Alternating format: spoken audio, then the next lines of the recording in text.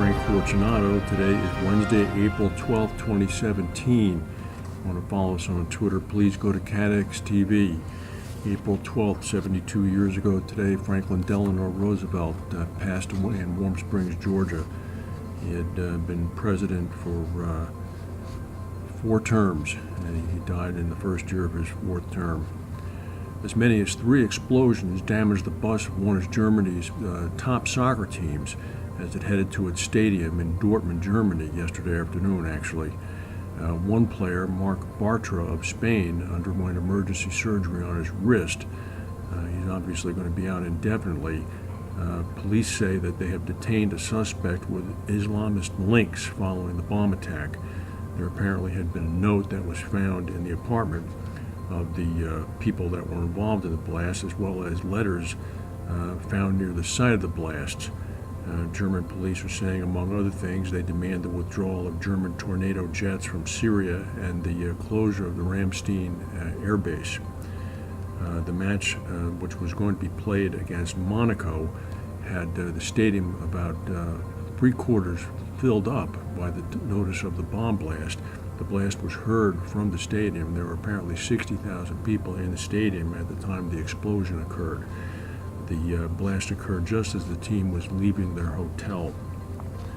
The China Insurance Regulatory Commission indicated that it's going to clamp down on solvency risks in the domestic insurance industry following the graft investigation of its chairman, Zhang Zhenbo.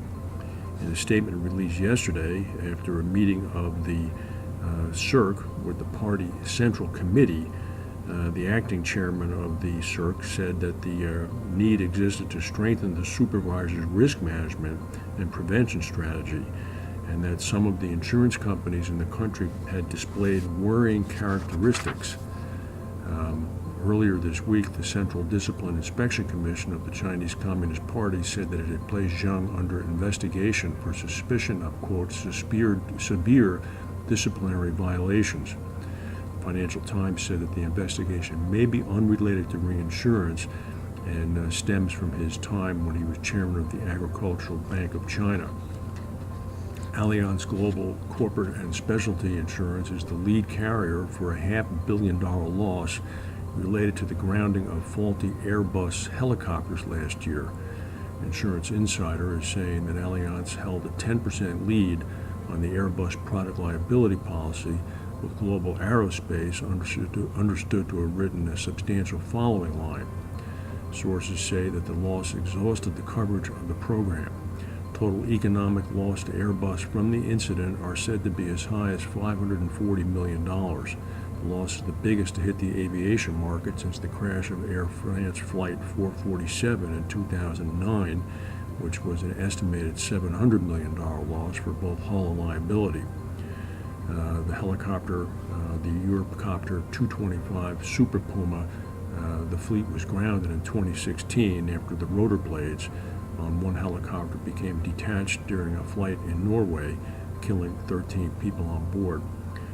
The helicopter was subsequently placed under a ban both by the Norwegians and by the British until a temporary fix was provided to the helicopter to prevent the incident from occurring again. Yesterday morning, a story was released indicating that the Federal Bureau of Investigation, the FBI, had investigated AmTrust Financial Services in 2014 with respect to its accounting practices.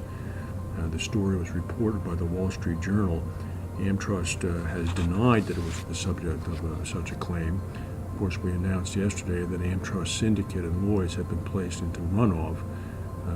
The carrier's stock price has taken a pummeling as a result of these news stories. Mitsui Sumitomo Amlin's flagship syndicate at Lloyds, Syndicate 2001, recorded a combined ratio of 103% in its 2016 statement following an increase in catastrophic claims. The combined ratio is 15 percentage points higher than 2015. The claims ratio jumped up to 63%. The expense ratio increased by 1%. The underwriting result fell to a loss of about £70 million compared to a £90 million profit in 2015. Some of the major losses were the Alberta wildfires, Hurricane Matthew, the Taiwan earthquake, the New Zealand quake, with claims still coming in, and the SpaceX explosion. Also, of course, was the impact from the change to the oxygen discount rate, which Amlin booked for about a £54 million incurred but not reported claim amount.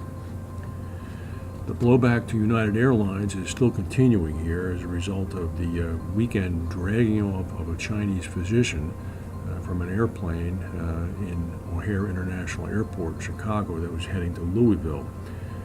The video, which has been seen millions of times around the world, showed police officers forcibly dragging a man off a plane when he refused to give up his seat to allow United Airlines employees to take a flight to Louisville so they could man a plane flying out of Louisville.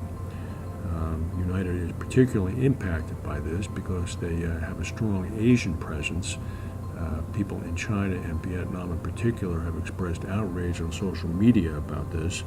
The man being dragged off actually told the police that you're singling me out because I am Chinese American. The president of United, Oscar Munoz, after initially defending the actions of his employees, said that this is unforgivable that it occurred, and in fact pledged that passengers would no longer be dragged off airplanes. That's the news for today. If we have any breaking news, we'll come back and tell you. Thank you for watching. We'll see you tomorrow.